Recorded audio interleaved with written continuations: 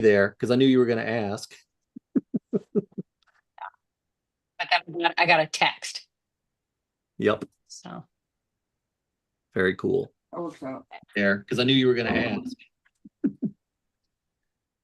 Hello, everyone. Welcome to another episode of SEO Fight Club. Give me just a moment to pop out the YouTube chat. And let me say hello and remind people to ask questions. And be sure to ask questions early because sometimes, not every time, sometimes we can't get to all of them. So if your question's important, be sure to ask it as early as you can so we make sure that we see it and have enough time to answer it.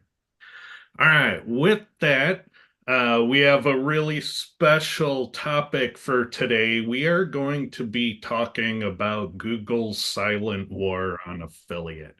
And so we have a presentation from our very own Charles Taylor. But before we get to that, we have a little bit of housekeeping. The first thing I want to mention is Agency Fast Track. And we have Lisa here. Lisa, tell us a bit about what people can expect from the conference this year. Well, thank you, Ted. Yeah, so like last year was our inaugural, I guess we'll call it our launch. And we created this conference for people who either A, didn't want to travel, B, couldn't travel for various reasons, and C, just didn't want to spend the money on traveling. So we worked hard to put together an experience where you get all the speakers, you get to listen to everything, you get great talks. We call them impact coaches, and we bring actionable content, but you still get the advent of bar talk, right? Being able to hang out in an area where we can talk, drop secrets, uh, feel as close to being in the bar as possible. I remember Ted last year, Ted, Lee, me, and two people were sitting in a room late at night, and we just started talking about stuff. And the two people, the people that signed up for the conference, like, we're like, price of admission, price of admission. This was awesome because where else can you sit and hear the secret conversations of, people like that? So that's where That's I learned all my secrets. And that I remember, peeking in on Ted's conversations 10 years ago and, having my ear to the wall. So same idea, except we do it virtually. it's a really cool thing. The thing that was a little bit different about this, I've done the attending a conference virtually, and basically, you're just watching a camera feed in the back of the room. Whereas here, it's more like a Zoom plus because you actually have a venue where there's rooms and spaces. So if Lisa and I want to go off and talk off to the side, we can go off and talk to the side just like we would if we're at a physical conference. And so you do get that experience of the bar. She even has a bar built into the into the space, but there's areas in the bar where you can talk to a cluster of people there, the speakers and other attendees, just like you would. And that's where a lot of the value is, in a physical conference, is the bar talk afterwards. So you see the presentations, but then you go make those connections with the speakers and other SEOs. So that's always a pretty cool thing. Yeah, and I could tell you the lineup this year is amazing. You're looking at a lot of the speakers right now. So Ted and Honey and Charles and Lee are all speaking this year. Madge spoke last year. And we got some new faces and some new excitement coming with some people that you guys probably have never even heard speak that are just going to simply blow the doors off everything. So good stuff. Good stuff. I'm excited. And I'll let everybody know that the rumor mill is that Lee and Honey aren't going to do a lot of speaking this year. They're taking some time off. Mhm. So if you want to see what Lee is up to, what Lee is planning and what he's doing and what insights he's learned, this might be one of the few opportunities you get. So if you are a big Lee Witcher fan, and you're gonna, be jonesing for a fix of Lee Witcher secrets, this you don't want to miss. Well, the other thing I will say this is it's great to be me and to see me, but my wife kicked my ass last year at this conference. She was, the conference favorite for her SEO presentation. So, I'm excited to see what she's going to pull out of the hat this year to try to kick my ass and probably succeed. Yeah, and that's not just Lee bragging. Literally, we polled all the folks to find out what resonated, what was awesome, what wasn't. And surprisingly, the simpler stuff, the things that people could walk away with and take action on immediately, actually won out. And Honey's session was just that. It just had so much value pack that we could do that. One of the things I know, Lee, that you had asked me one time is, what about recording? So either ticket you buy, you get the recordings. Either ticket you buy, you get the recordings. The VIP has extra stuff and extra recordings. They get their day recorded. Obviously, the standard people don't get those recordings. But we're also going to give you last year's recordings as well for whichever ticket. So if you get standard, you get last year's standard as well. If you get VIP, we're going to give you the VIP recordings from last year as well. So one of the favorites last year, like I said, was Honey's talk. Jason Wright did a super cool talk everyone loved about advanced custom fields and how to do, I think it was location pages and all sorts of stuff. And then, of course, Ted always drops some awesome stuff. So I look forward to every speaker. I'll be honest. So, well, the other thing is, just to be clear, the VIP day at most conferences, the VIP day is, an extra day where you get to mingle with the speakers. But here, it's not just a mingling, it is a separate set of sessions that are only going to be available for attendees there. You can't buy those recordings. So, yeah, Charles, I know Charles is going to share something that I personally, one of the reasons I asked him to speak about this is he saved my bacon with a couple of clients last year who had to go through these stupid, massive migrations. So he's going to be talking about, for example, how to take a website where you get that dreaded call. Hey, we're changing the name of our company. Oh, and we're going to go ahead and get a new domain. And he helped me walk through 2 very large migrations last year, and seamlessly we transferred authority from one to the other, and the new one ranks better than the old one. So I know he's going to be talking about that, which is pretty exciting. Yeah, so Lisa was able to convince me I normally don't do the same talk more than once. I stole a page from Ted's book, and I said, I'm not going to do that, but Lisa convinced me to do it. So I'm doing it this time. After now, you're never going to hear me talk about it again. Unless you pay me lots of money. But well, you're not going to just talk about it. So last time he did talk about it, he just kind of gave a fluff. Hey, you should do this. This time he's actually going to kind of give you, which I asked him to do, show them how to do it so you guys can walk away with a strategy next time your client gives you that phone call. It was super life-changing to me. Charles became one of my fast friends from going through that, and he's definitely a guy you want to know. Yeah. And just another little side point, sometimes people migrate and they don't know they migrated. I had a ex-client of mine migrated their website and they didn't realize they migrated. Some developer made a change and they essentially migrated the website and they got crushed. And they came to me eventually saying, we don't know why everything's going bad. And I was able to help them. So it's just because you don't think, oh, we never move clients from one site to the other site, or clients aren't going to do that. They might do it on their own and not even realize it. So yeah, it's definitely something to be aware of. Yeah, you ever change a theme? Yeah. You might have done a migration, not even noticed. Well, even I know I accidentally did a migration when I forgot the site was www, and then when we went live with the new one, didn't think of that, and the new site had no www. 6 months down the road, we just can't figure out what the heck. Yep. But after being around Charles, I started realizing what the heck. And so I personally think that's going to be one of the game-changing talks of the conference, but I can probably say that for every speaker. Yeah, my topic, I haven't made my slides yet, but it's going to be diagnostic SEO. I'm going to show you a number of the tools I have in the technical SEO toolbox. We'll talk about some technical SEO problems, and I'll help you understand how technical SEO is different than normal SEO. Like it's a completely different body of work. Yeah, it should be very eye-opening, and a lot of people will probably like the tricks. And if As I can, always. technical SEO, not only is it's underappreciated, and it's underappreciated at very high levels. I've seen large organizations say, yeah, we don't need technical SEO. It's not that important. Yeah, it is.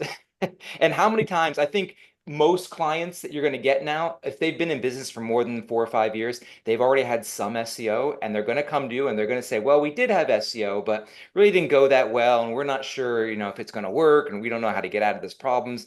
That's the kind of stuff Ted's going to be able to teach you how to fix it. It's not uncommon to have a client say, we used to do it, but it didn't seem to work, or it was working and it stopped working.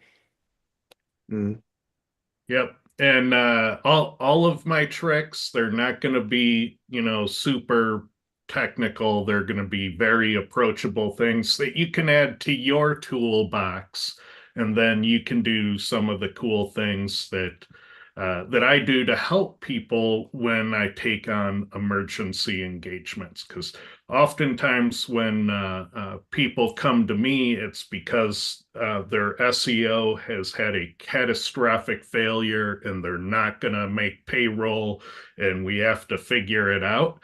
And I have a pretty good success rate of finding the problem in under an hour. And it's these tools in my toolbox that allow me to do that. And so I'm going to share the toolbox.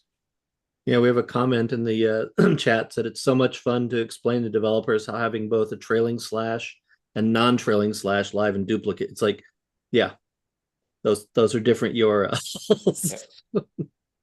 Which I'll be honest, I've been doing this for forever and thought, I was a good SEO. And the more I hang around with some of the people you're sitting here looking at and a lot of the speakers that are coming, the more I realize we're always gonna constantly have to learn, and there's so much to learn. You can't learn it all, but the little nuggets, that's what we put this conference together for. These impact coaches are coming really to give the actionable nuggets. Like, I get some people want to know all the fine details of why. Not me. Just tell me what I got to fix. Tell me what I got to change. Tell me what I got to do so I can quickly, make some gains.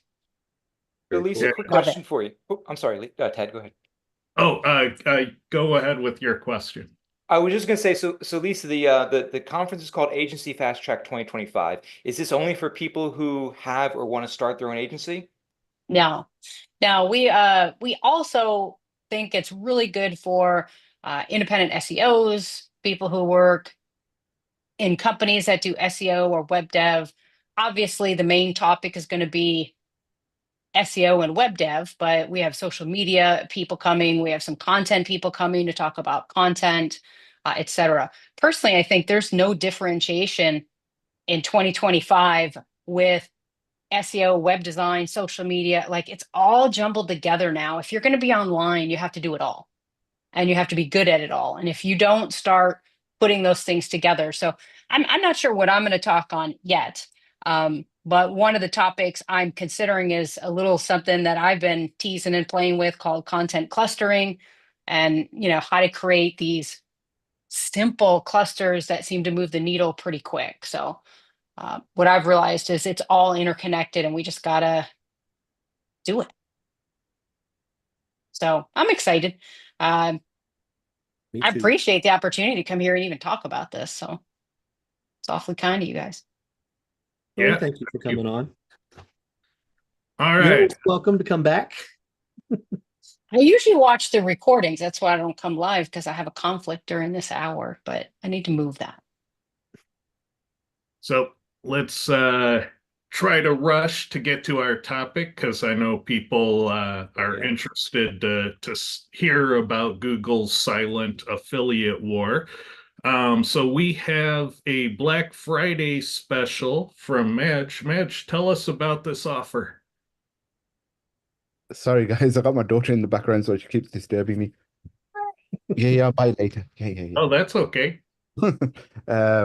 Sorry, yeah. So the Black Friday deal is until the 30th of in November, but might get extended until next week. Still thinking about it. So yeah, so all 3 packages have 25% off across the board. This is the biggest sale of the year that we do, and this is the only time we do it. The rest of the year, you don't get no email marketing from me. It's only November when we do a lot of the email marketing. New improvements, podcasting, infographics, and slideshows are all part of the service now. And video is hopefully about 1 week away. And so when people buy credits for press releases, how long do those credits last? They last up to 12 months, but if you have any unforeseen circumstances and you need to extend them, by all means, get in touch with me and I can see what I can do for you.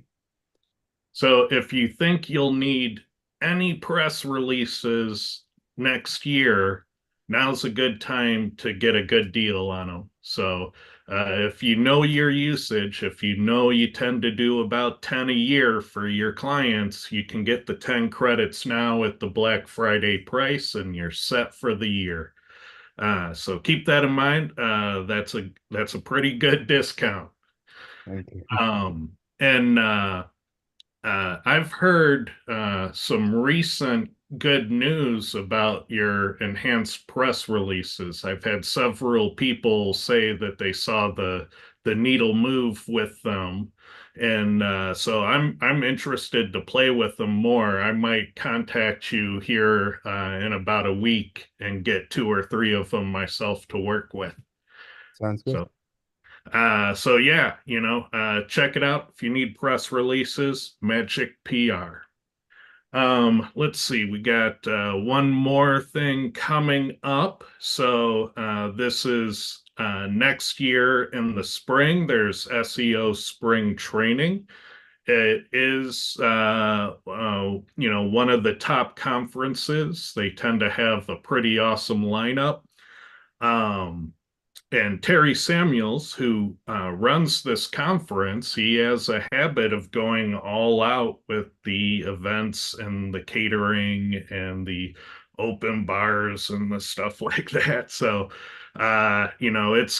it's kind of weird. Most people, when they try to do all that, their event ends up losing money, and he manages to make it work. So if you're interested in SEO and developing your skills or developing your agency, or you just want to network and find clients, or if you want to see how somebody does a conference right with all the whistles and bells, this is a good one to go to. All right. So with that, I will stop sharing. And we will hand over control to our very own Charles Taylor. Great, thank you. Start sharing my screen.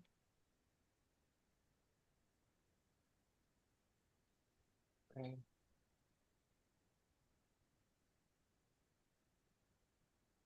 All right, I assume everybody can see my screen now. So I'm going to talk about affiliate, the news affiliate site apocalypse. And so this probably isn't anything too new to folks. Maybe it is. So I'll kind of walk through what happened. About April or May. So now for years now, folks have been complaining that somebody like a Forbes will put up these affiliate articles and they'll rank immediately for, high-level terms like credit card offers and divorce attorneys and things like that. Some sites have been doing some other things. And so around April and May, Google said, we're going to finally do something about this. So they put up a new policy and they put up a warning. They said, okay, there is a new policy called the Site Reputational Abuse Policy. It's not going to go into effect until May. And essentially, and I have it here I quoted him, as it's when a third-party pages are published with little or no first-party oversight or involvement, where the purpose is to manipulate the search rankings by taking advantage of the first-party site's ranking signals. Remember that quote, because we're going to come back to that in a few seconds. So that's essentially Google saying, hey, there's these big sites going out there. They're essentially renting out sections of their site to third-party vendors, and they're kind of having at it, and they're taking advantage of the algorithm. Okay, so hold on a second, Charles. I want to make sure Yes. I understand this, because this is really interesting. So I see there's a number of different sites, a number of these different news sites that seem to have gotten into the 10 best, you name the product here lists. Mhm. And you on, and it's nothing but a bunch of, Amazon and, other affiliate links, with those product reviews. So was this intended to tackle that? I don't believe so. No. So the plot thickens over this year. My quick answer is no. This is intended to go after Ted creates, Ted's coupons, and then he goes to Fox, and he goes to CNN, and he goes to NBC, and he goes to ABC, and they all get coupons dot their domain, and then it's 100% controlled by Ted, and Ted controls it, and he just pays, or they pay him, or he pays them a certain amount of money based upon the commissions they make. So essentially, it's just Ted's site sitting on another site. And it's not that unusual. And news aren't the only ones that have done this. When I was with Verizon, they did that years and years ago with a company where they gave them access to one of their subdomains. They shut it down years ago as well. But it's not amazingly unusual for a company to give a third party complete control over the section of their site, because the companies decide, hey, we're just too big and massive to be able to manage these kinds of things. We're going to let this other company do this. And it's either they pay this company or the company pays them. But there's some kind of financial transaction. And the goal is to get on the enterprise site's domain. So once again, Ted's the reason we can't have nice things. Thanks, Ted. Well, I kind of have a problem with this rule from Google. And I know that like most of the You world. just wait, Ted, for the real you're going to have a real problem once you find out how this rolled out. Yeah. And hang on a second before we move on. Yeah. The problem I have with this is it violates what I consider free speech online. So if you want to have a third-party directory on your website, say you're a dentistry website, and you want a directory of dentists, and you happen to make that open and free, but you have a premium listing that has, a visual call out. Why can't you do that? Why does there need to be a punishment for it? Why are these coupon options a thing? Google, at every step of the way, has the option to simply not rank those pages. But now they're saying, if you have this part of your site, they're going to take manual action. So they say not only is it going to be manual action, they're going to algorithmically punish that section of the site and or take manual action if their algorithm can't catch it. Now, what Google will say, and I'm not shilling for Google here, they'll say, hey, we don't have to put anybody on our website. Like the parents, when you tell your kids, hey, we don't have to go get ice cream. It's up to whether you guys want to behave or not. And that's kind of the way Google's approach is, which is what I find even worse. Google has this kind of arrogant, hey, we get to make the rules. That makes me think that, maybe the government's right and we need some breakup or some regulation.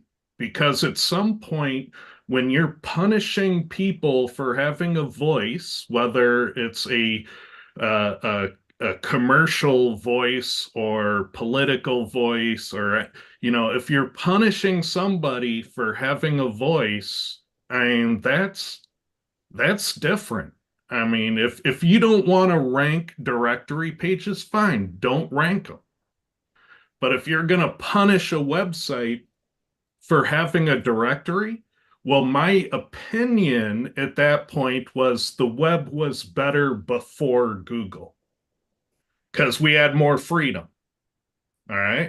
So we had more opportunities. We could sell a link on our website. Most websites were monetized by buying and selling links. We had stay-at-home moms that were running affiliate pages to make a little bit of extra income. We had schools that were fundraising through their shopping stores for school supplies. All that's gone because of Google. Well, Ted, that's because Google now needs to take that revenue, right? They can't have those moms having that revenue. They need to give it to AdWords. I mean, who knows their motivation? It certainly looks that way, but it's these rules. And so at some point, you know, Google's freedom to exclude people while they're a monopoly is imposing on free speech. Yeah, and I think So there is. I'm gonna jump on your argument here, because conceptually what you're saying, Ted, is that you built up this massive authority site and you decided to monetize it by doing a directory deal with somebody, and Google's coming along going, you can't do a directory deal. That's Yep. They're basically essentially what's telling going people how on. they can and cannot monetize their sites now, Yeah. which I that's the problem I have with it. Yeah, I have big problems with these rules. You know, this is why I fell out of love with Google. In the very early days, I was a Google fanboy. It's this crap that makes me go, no, these people aren't good. But I'm And if sure I can I'm point sure to this, yeah, I I'm was sorry, go gonna ahead, say Lee. I was gonna say I'm sure Charles has a happy ending for us here, right, Charles? No comment. All right. One thing I want to point Go out, away. that this last line here where it says, you know, provide little to no value to users. So Google's point was, or Google's kind of position was, hey, you know, this is just somebody else throwing stuff up on your website. And the argument I always made, I think I've made it on Fight Club in the past, is let's take a coupons as a great example. So CNN, not outing them, they had coupons.cnn.com. They shut that down months ago. They were ranking really well. And my argument was, how is the argument that CNN's coupons are any more or less valuable than Retail Me Nots or coupons.com or any of the other coupon sites? It's all the exact same thing. So you're telling me, Google, that one site has value and the other site's coupons does not have value. It's like, I don't see that. They do have a full details of on their developers.google.com. They have their full details of what constitutes reputational site abuse.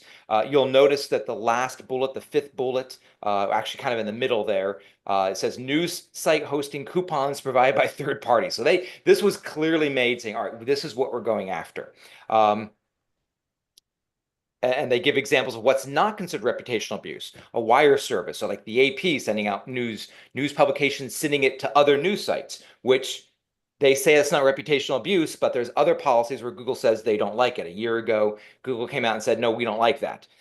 Sites designed to allow user-generated content, opinion pieces, articles. So they're saying none of that's reputational abuse. They're trying to go after, and they give some examples here, the medical site hosting casinos, or the news site hosting coupons, or the movie review site hosting fortune telling. So they're making a judgment saying that if your topic is X, we don't want to see a separate topic. What about search engines selling airfares? What about search engines selling domain names? My guess is, and I have no proof behind this, my guess is this came out. Well, we'll get to that in a few minutes. We'll get to that in a few minutes. So if your blood's not boiled, so Ted, just take a couple breaths because I'm going to get you even more angry now. About 3 days ago, maybe a week or so ago, it was the 19th of November. Mm-hmm. They did a clarifying statement on their site reputational abuse. And notice what I highlighted, regardless of whether there is first-party involvement or oversight of the content. That goes completely against what they originally said. They originally said third-party pages with little to no first-party oversight or involvement. And now they're saying that we're making it clear using third-party content on a site in an attempt to exploit the site's ranking signals as a violation of policy, regardless of whether there's first-party involvement or oversight or not. So they made a rule, they announced it to everybody, and then a couple days, a week or two before they started really dropping the hammer on companies, and we'll look at that in a few minutes, they changed and said, yeah, even if there's first-party involvement, we still don't like it. I'll just let you guys seethe with that for a few seconds. So, yeah, they're just saying we have the right to pick and choose. Yep. And they have that little bold, they have that little gray area where site reputation. Basically, if they decide that there is a section on the site that's being done to take advantage of the site's rankings or ranking signals, that they're going to punish it. So it's not even about third party. It's not even about low quality third party content anymore. So what if the coupon site offered a white label version? So it can be under the New York Times name and not branded with a third-party brand. How would Google know if it's third-party or not? So let me get to that in a little bit. I'll get to that after. I want to go through I went through Ahrefs the other night, about 2 days ago. So this data is pretty fresh, about what happened, all the different news sites. Now, I'm not outing any specific sites. They've already been hit, but I'm not going to talk about what was hit on the site, what the directory is. You guys just have to find it yourselves if you're really, really interested.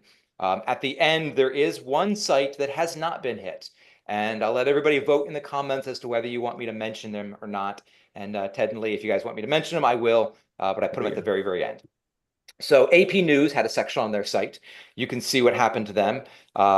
They got hit. Now, you're going to see a couple patterns here. You're going to see sometimes a one hit, and you're sometimes going to see two hits. They rolled out an algorithm, but it wasn't 100%. So you'll see this hit was in like July. So there were a couple algorithms they rolled out, and so you'll see different points in time that they were hit. CNN had their coupons. I believe they just shut it down.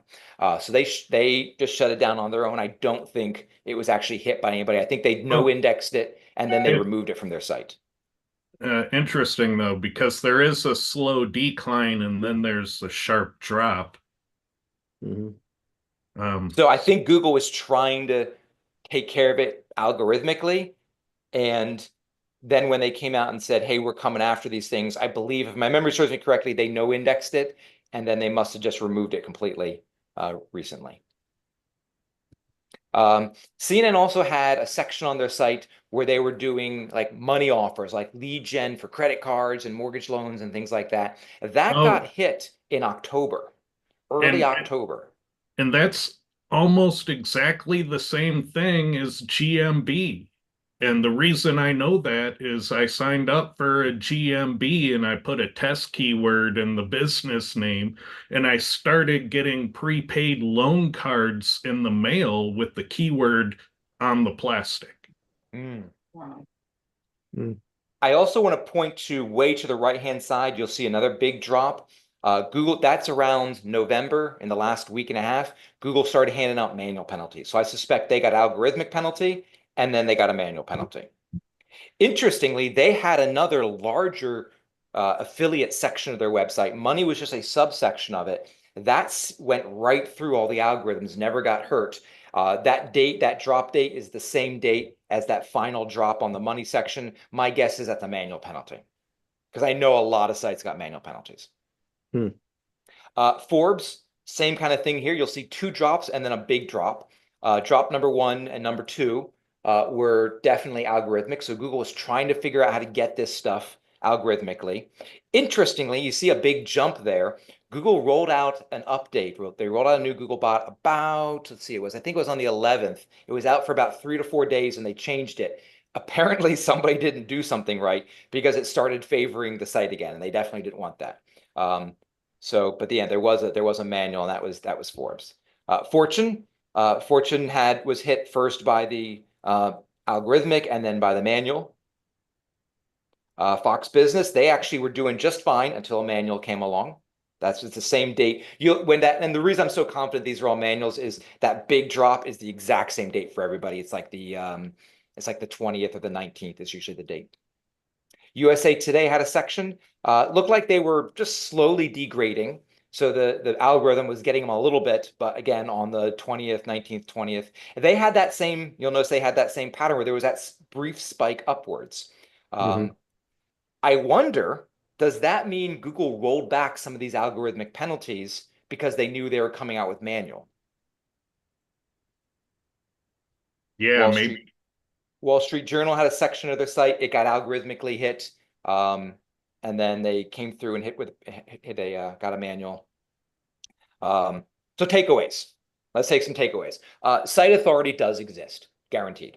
Google has said for years and years, no, there's no site authority. Clearly it does, because you wouldn't be punishing people if there was site authority for taking it. Their whole this whole reputational abuse policy is, and notice they say reputational, not any kind of authority or anything like that. This whole Yeah. reputational abuse policy is because sites have authority, something we've all known for years and years and years. This is kind of a tacit admission as far as I'm concerned. Yeah, I viewed it as a confession when I Yeah. saw the documentation. Number two, hey, Google, don't hate the player, hate the game. You made this system, right? Like you created a magic box that if people shove $1 in one side and they're good, they can pull $5 to $10 out the other side. What do you think people were going to do? Obviously, we're going to try to optimize and make as much money from this thing as possible. Warning to the users, warning to everybody, website owners. Google makes the rules and they will change the rules. And here's a great example. They came up with a rule way back in, March, April, May, and were pretty specific, I thought. And then near the very end, they kind of changed their mind and they widened what they said they're going to go after. This is algorithmic and penalty. After looking at these charts over the last day or so, I'm wondering if they pulled back the algorithmic part and just relying on manual. Some interesting implications if you think about that. They ran the algorithm, they reviewed it to see what they missed, and then they went out and hit people. So Charles, just real quick, the date that they updated the content about the first party involvement was the 19th, and you're saying the 19th and 20th is when the penalties were handed out? I think it was, let me look, I think it was the 18th. No, sorry, Tuesday the 19th, yes. And the 19th and 20th is, I believe, when penalties were handed out. In general, that's when the drops are in the charts. So they basically said it could be a day change. before, it could be a day after. I don't know. Yeah. So rule change, and then here's the big red button. There's no time to recover from the rule change. There was less than 3 or 4 days for sure. Definitely not even. People didn't even get a week for this clarification. How is Google spotting this stuff? I think they're looking at two things. I think this is partially a cousin or child of the helpful content update. They're looking at, they see, Forbes, which is about, business, and then they see articles about lawyers, and they say, hey, this content doesn't match the main content of the site. And then they're looking for code difference. I suspect they're looking for the code difference to figure out, is this section of the site coded different from the other site? Which again has interesting implications. And I think primarily this was a PR move by Google. Folks, so I'm going to go after the Google shills out there on the Twitterverse and the LinkedInverse, and I'm sure if any of them are listening, which they probably aren't, they'll hate me for this. But the very same people that were complaining for years about Forbes and about all these other large companies that were getting this advantage are now running around saying how horrible this is and how Google overreached. And it's like, come on, guys, pick a side. But Google, this is a PR move for them. They're a publicly traded company, and they cannot be seen as being easily manipulated. So I think, if I were Google, I would honestly do the same thing, as much as Ted would then hate me for it. I have a fiduciary responsibility to my shareholders to be like, no, we can't be manipulated. See, we can find all this stuff. And I think the fact that they were doing manual penalties kind of proves that, yeah, they can't find this stuff. Mm-hmm. Yeah, I mean, that's one of the things, and Ted has talked about this part for years. The presence of a manual penalty means that, we can't algorithmically catch all this stuff. And, that's true. I mean, it's one of the things that I've talked about. If you look at the Google Search Essentials, which is the old, Webmaster guidelines, the Search Essentials, and they tell you all these things not to do. Almost all of those things work. They can't catch them algorithmically. So they're trying to scare you into not doing these things because, they can't catch them. So if these were indeed manual penalties that were handed down to these big sites, it was basically because the algorithm wasn't working to, properly to identify and demote them. Yes. And is there a vote? Is there a tally on the vote? Because I have one last slide. There is someone who slid through this whole thing untouched. And I debated back and forth whether I should talk about it, because I don't believe in SEO narking, but I'll do what I think you should. The reason being is, it looks really bad. Yes. And, we won't say much more than that, but, it looks really bad. Yeah. So why not the New York Times? They have a section, and this, and by the way, all these charts, these aren't the overall sites. These are just those sections on the sites. I should have clarified that. The New York Times started up a section of their website about 4 years ago.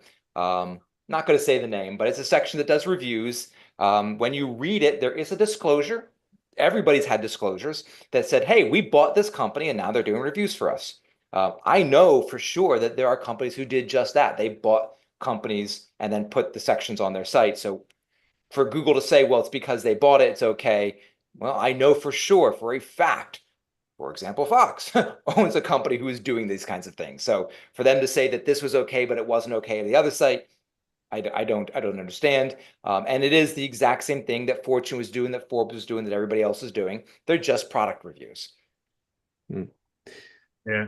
And I did look online, and it looks like Google and the New York Times have a number of partnerships. So to me, that kind of smacks of exemption. Yeah. Google doesn't penalize itself or apparently its partners. So I guess the takeaway then is everybody who got hit needs to go and partner with Google, and their sites will come back. Yep, you just have to agree to their terms, whether you like them or not, I guess. So Lee, no, this story does not have a happy ending. And I'm sorry, Ted, but this probably just increased your blood pressure even more. So that was not my intention, but I knew it would happen. You know, it's just another one of those, of course they did that. Yeah, I mean, we've seen this story before. They did that. You know, you saw like what was it, about 3 months ago, all of a sudden Reddit started littering page one, not just appearing, but littering page one. Yep. And then a couple of weeks later, Google announces a partnership with Reddit. I'm like, yep. Yeah, well, okay, surprise, you know. And YouTube videos used to just litter page one, you know, and then now they've pulled back a little bit. But in certain things, there's a video carousel, and in the video carousel, primarily are YouTube videos. So, you know, is there favoritism? Yeah. Would you do it if you know, again, if you had the fiduciary responsibility? You know, you would probably do the same thing, but that doesn't make it right or fair for the rest of the world. But when there can only be one top search engine because people are unwilling to search in multiple places, then you have a monopoly situation, and it very quickly becomes unfair, and it very quickly turns into market manipulation, where certain people get to choose who wins and who loses. Mm-hmm. And you know, that requires some regulation, in my opinion. So let me throw the fastball at you, Ted, because you know you've said in the past that, you know, breaking up Google's a bad thing because there are certain things, you know, that's at scale, and there's, you know, that sort of thing is there, and it's a benefit to us as users, you know, if Google would do no evil, you know, and be fair about it and reasonable about it. But the more of this stuff that has popped out through the Justice Department, you know, inquiries and lawsuits and all that, and the more things that get revealed, you know, are you starting to think now maybe it needs to be broken up? Or, you know, where are you on the benefit for us as users?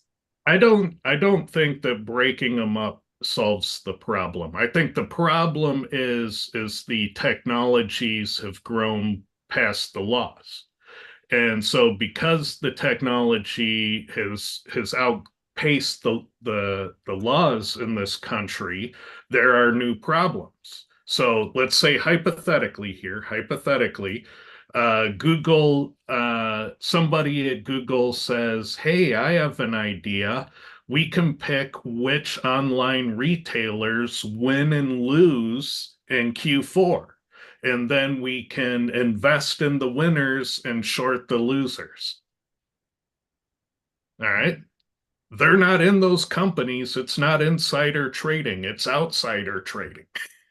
You know, it could be market manipulation. There may be crimes about it, but it's weird now because we have an obvious monopoly that has obvious power. They obviously get to pick the winners and losers, and there's no oversight or regulation in how that works. Mhm. And so to me, that's very disconcerting that like nobody's watching that. Yeah, and I think, well, I'm going to add to that because even the stuff that we talked about with Reddit, the minute you can't sit there and say that, Google invested in Reddit because Reddit's SEO was so good that, they were littering page one. They were littering page one because Google conveyed favor upon that domain. It wasn't algorithmic. It wasn't the same thing that the rest of us are being judged by. Reddit got a boost by being in partnership with Google. And it seems like the New York Times, that section, I won't say the name, but has gotten a boost or avoided a penalty by being in partnership with Google. So they can't claim they're not, picking that it's the algorithm, it's not us, because it is them in certain circumstances. So you're Yeah. probably right. They probably do have specific, looking back at how the algorithm works from the leak and understanding that they have these different processes. One of the things I always thought about was, is Google actually writing its algorithm around it? So the New York Times or Reddit, there's a part of the algorithm that essentially looks for something that matches that exactly. If you somehow were able to match them in whatever factors they're looking for, you would then magically get through too. I just want to point out, so Lisa put a comment here about, it's the very opposite of don't be evil. I want to remind everybody, and this is an article from Gizmodo back in 2018, Google removed don't be evil from its clause. So yeah, they decided that wasn't that great of an idea anymore, and there were some legal issues there. So they just took that down and part of their corporate code of conduct. So Google pretty much said a few years ago, yeah, we can be evil if we want to be. It's okay. Yeah, I remember that because it was around the same time a number of Google insiders resigned because Google was developing AI for military or drones or something. Yeah. And yeah, I thought it was a very bad sign when they took that down. So yeah, I don't think a breakup solves this problem. I think it takes, regulation and laws and probably monitors to see what they're doing and to see if it's market manipulation, to see if it's, some sort of investment scheme where they're just playing the system now that they have monopoly control. There needs to be something there. And yeah, I just don't see how a breakup of browser and search engine fixes it. And I'd mentioned this, I think a couple of weeks ago on Fight Club. There was an interesting lawsuit that finally concluded over in the EU. There was a couple that built basically kind of a comparison shopping engine back in 2006, and the minute it launched, Google killed it. And so they tried to work with Google and tried to figure it out, but it wasn't getting anything. So they went to the authorities in the EU and said, "Hey, can you investigate this? Something doesn't seem right." And there were a number of different comparison shopping sites that were similarly complaining that there was an anti-competitive thing. Again, back in 2006. So the EU said, yeah, you shouldn't be able to do this. And so the people sued. And it's been going through the courts now for all of these years. And it's gone through every appeals process. And finally, Google lost their last appeal. And so they had to pay $2.5 billion for damages, primarily for this one company. There were other companies in the suit, but it was primarily to this one company. And Google's response was, hey, we changed all that in like 2017, 11 years later. But during that period of time, it was just Google's results, and their partner results were the only ones that could appear. And by that time, these companies were out of business. You can't survive in that sort of space without having that access. But the really interesting thing about the ruling is it opened up in the EU and possibly here as well that there is some degree of regulation that is not only necessary, but that the government has the right to intervene in this because of that monopolistic power. So I think, it, and that ruling came out was as the first wave of breakup stuff came from the DOJ and, all of those things. So it wasn't a good week. It wasn't a good look for, this to have gone back that far.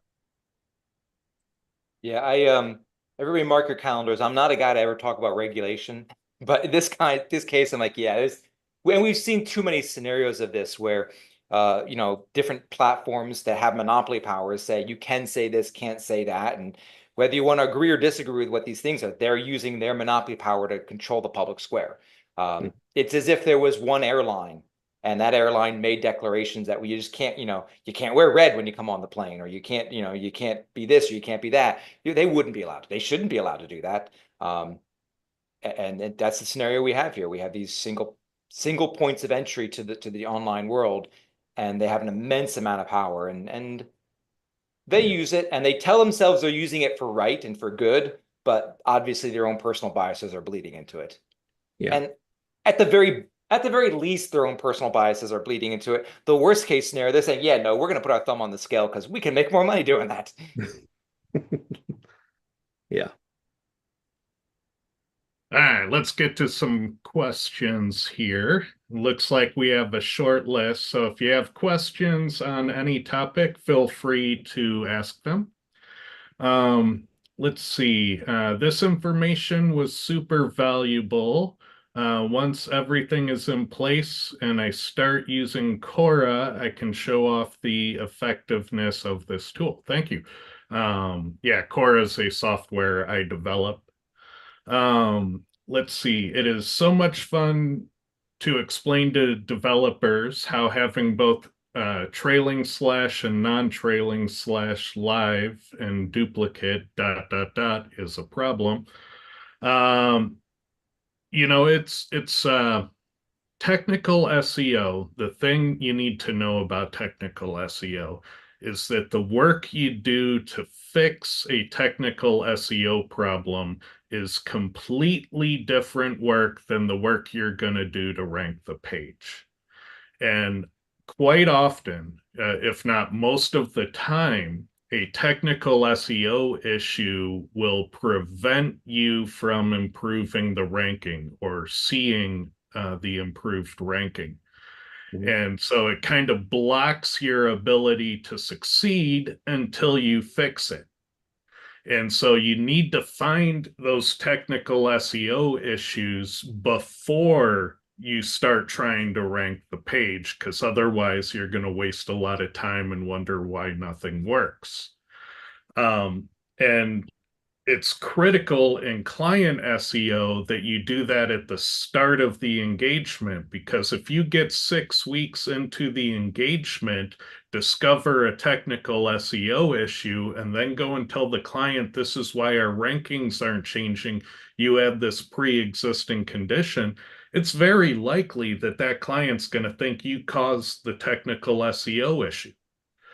Because what you really want to do is at the start of the engagement say, hey, you're coming in the door with a pre-existing condition. That is a bonus project, and I would need to be paid for those hours too to fix it, and I'd have to fix it before I can rank you. That all needs to be done up front. And so learning some things about technical SEO are very important. Any thoughts on technical SEO? Yeah, I mean, it has crept over the last year and a half. It has crept more and more into my SEO practice, where I'm looking at certain technical things before I will even look at the website or run a Cora report. There's certain things that I want to check and make sure are in place, because if I do my on-page optimization and nothing changes, the needle doesn't move, the page doesn't move up or anything, I don't know if it's because I did a shitty job at the on page or whether there's some other issue.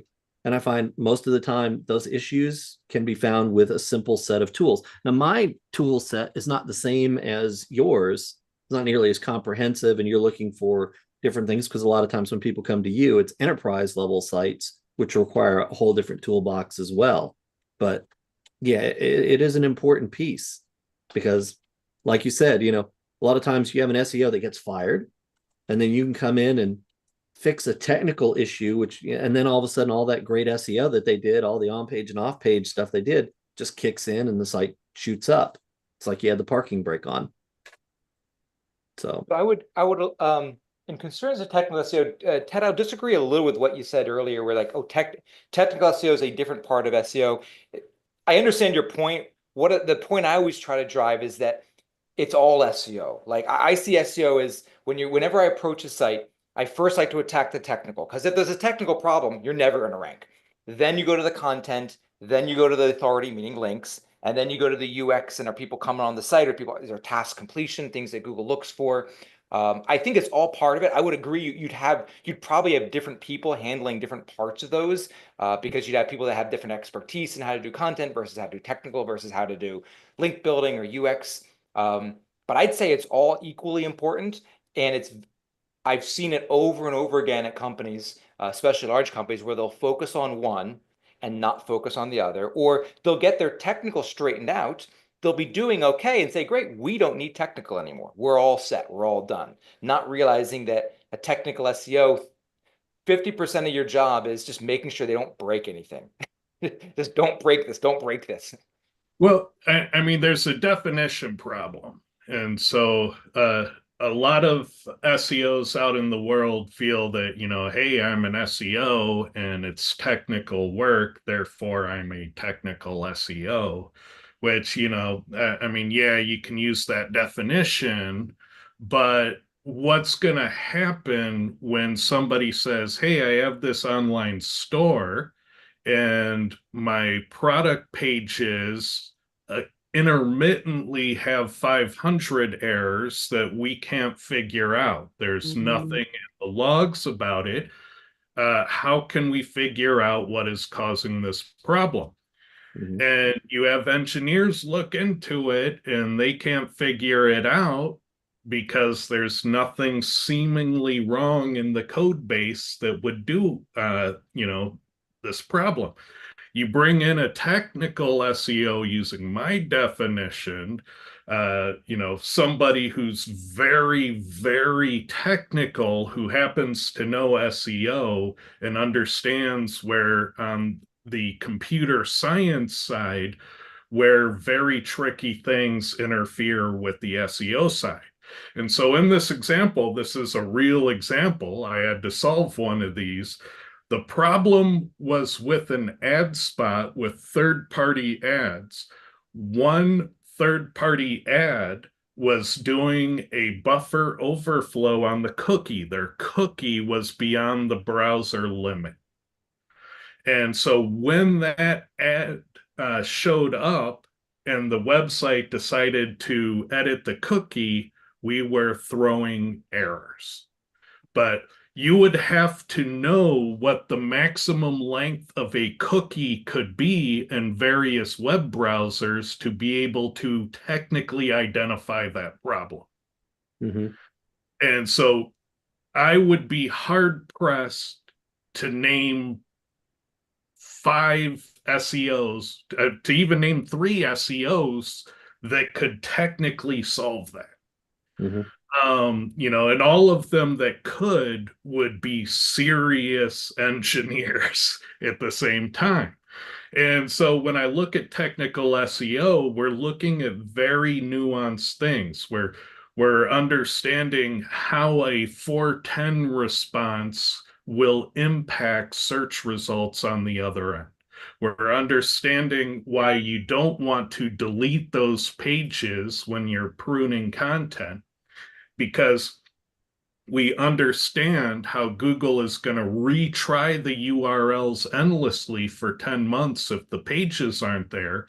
But if you just show them an empty page and give them a 200 OK, they update and clean up the search results. You know, there's just tons of little technical things that you have to be careful of. And another one is like JavaScript frameworks. Like a technical SEO can prove how much time you have before Google stops looking at the page for changes, and can look at a waterfall diagram to figure out which of your asynchronous calls are going to be invisible to Googlebot. You know, that's technical SEO. It's very technical. And so yeah, you know, if you go by the loosey-goosey technical SEO, it's only about dub and trailing slash. I agree, that's all SEO. But there's another side to it where you really need a specialist to solve the problem. Yeah. Let's see. Yeah, and I go on and on about that because everybody puts technical SEO on a resume, but some interviews that'll hurt you. That'll hurt you bad if you put it on a resume and it just isn't true. So be careful with it. Not everybody has the same definition. Let's see. Are Google doing their level best to push Bing here? I don't think so. I think Google is still laughing at Bing personally. Well, I think this particular comment, it popped up while at the beginning of Charles' presentation, where Google's swinging around and doing all these things and making it difficult, and he's wondering, are they doing their best to try to push people over to Bing? Because it's sarcastic. Yeah, that makes more sense. Absolutely. Yeah, eventually what'll happen is websites make less and less money organically because of Google. They're going to start to realize that the bulk of their organic revenue comes from other places. And when that happens, they start evangelizing to their friends and family and people in their startup communities that, hey, go over here, the money's better. So it's a dangerous game and a very thin line Google's walking. So, the tide could turn if Google goes too far across the line. But who knows? Maybe it can at this point. It's hard to tell with monopolies. Let's see. Google has an affiliate scheme for reselling their workspace. I am pretty sure other things too. I wonder how they are expecting people to promote their links. My guess is they would know their own affiliate links if that's the case, and they'd forgive them. Seems to be the trend. Let's see. Yahoo sucks for UX. Google was such an easy layout when it launched. I would argue not today. It was highly attractive. It reminded me of if Craigslist became a search engine. Yeah, it was really a bare bones layout in the beginning. The white background, the blue links, the black text, the one small logo. Honestly, it reminded me of the engineering workstations at the University of Illinois at the time that had kind of the same formatting and layout. And so I would wager that a lot of universities had internal systems that look like that, and Google kind of adopted it from academia. But who knows? Good ideas can have multiple genesis events because they're good ideas. Let's see. Google realized they had an edge with other products like Cloud and then became Alphabet. Well, yeah, I mean, they're huge. They were buying so many companies, it couldn't all be one brand. That would have been impossible. So I don't fault them for becoming Alphabet and for buying companies. Let's see, pretty funny that Google uses Commission Junction for workspace affiliate.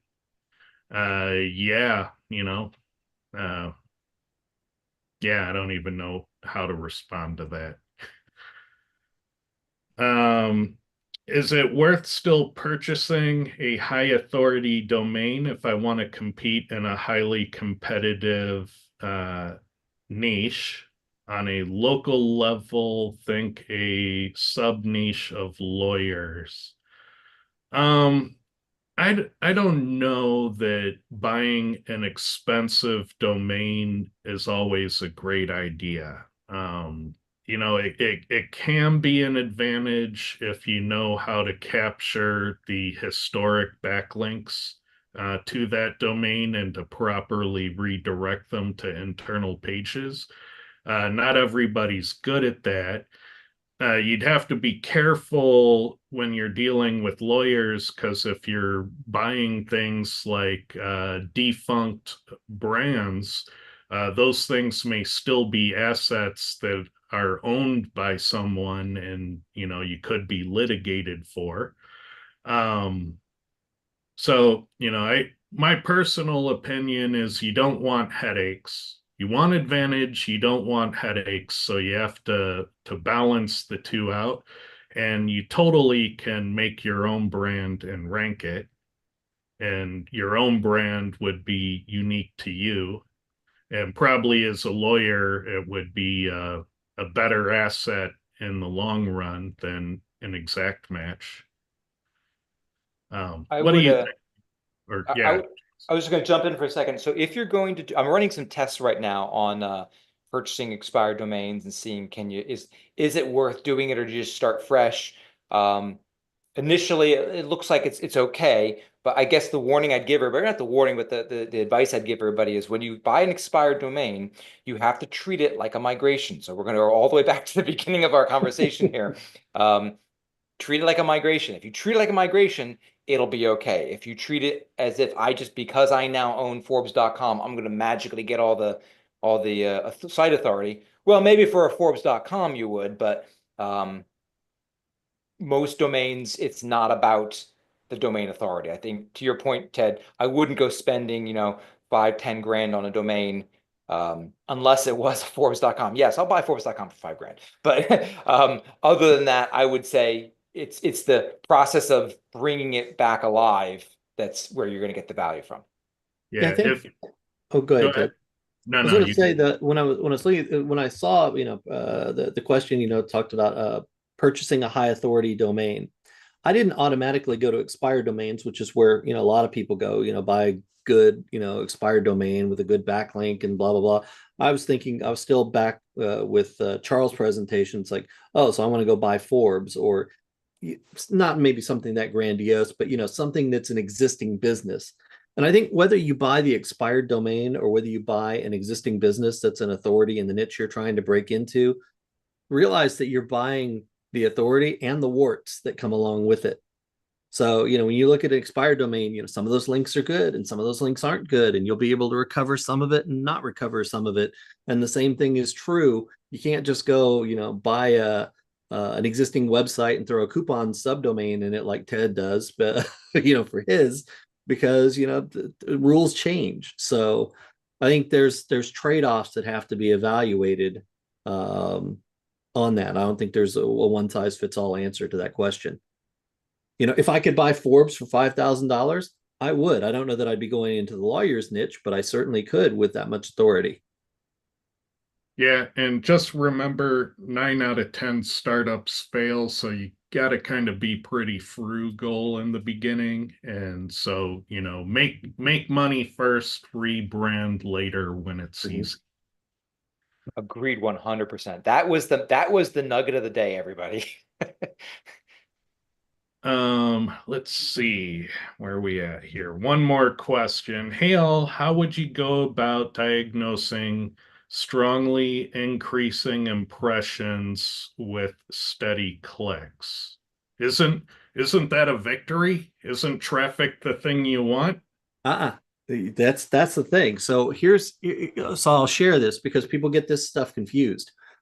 In Search Console, for example, where you're looking at the impressions.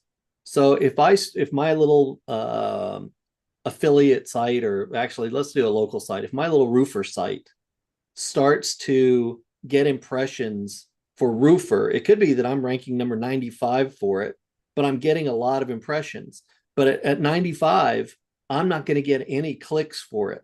So if you start to rank for high volume keywords, higher volume keywords, while you're further down in the rankings, you will get those impressions. You just won't get any clicks from them. So the way to do it, to diagnose that, would be to look at what your keywords were and those rankings were in Search Console before it started to increase, and look at it after to see what new keywords are coming on for those impressions and whether or not those impressions are on page 1, because you're not going to get a whole lot of clicks for stuff that's on pages 2 through 10. All right. Yeah, and I suppose there is a possibility that, like, if the traffic's garbage, like saying the impressions are increasing and clicks are increasing, but conversions aren't, then it might not be human beings. It could be software. And bots. And if that's the case, you probably want to have somebody come in and do a security audit, because you'd want to block a bot like that that's, say, clicking on your ads. They're coming through your ads, or they're doing bounce back to search, or they're doing some other nefarious negative SEO thing. You'd want to stop that. And usually if somebody hates you that much that they go to those lengths, they're probably trying to log into your servers. They're probably trying to do other things like smear your reputation or steal your customers. Everybody seems to think that negative SEO is just spammy backlinks. And that's really wishful thinking. People that hate you and want to hurt you aren't going to limit their creativity to sending you links. Yeah, I'm gonna say that this as well, because you hit on something that's kind of funny. Honey did a consult on a website that was using a traffic strategy to generate more traffic to the site, that they were blogging about trending topics. So on SEO Tool Lab, they might have an article about SpongeBob SquarePants because of something going on at that particular time, and it was trending. And some of those articles started to rank and get just enormous amounts of clicks and traffic, and nobody was buying Quora. Because when people come and read that article about SpongeBob, then they're going to bounce and go elsewhere, because nobody gives a damn about, Quora if they're there for a SpongeBob article. And we've seen, those sort of strategies, used. It was just like, just get the traffic any way you can. And then you see the economic benefit just isn't there. And it can also tank your primary rankings as well, because you become more relevant for SpongeBob than SEO software. Yep, very true. Targeting is very real.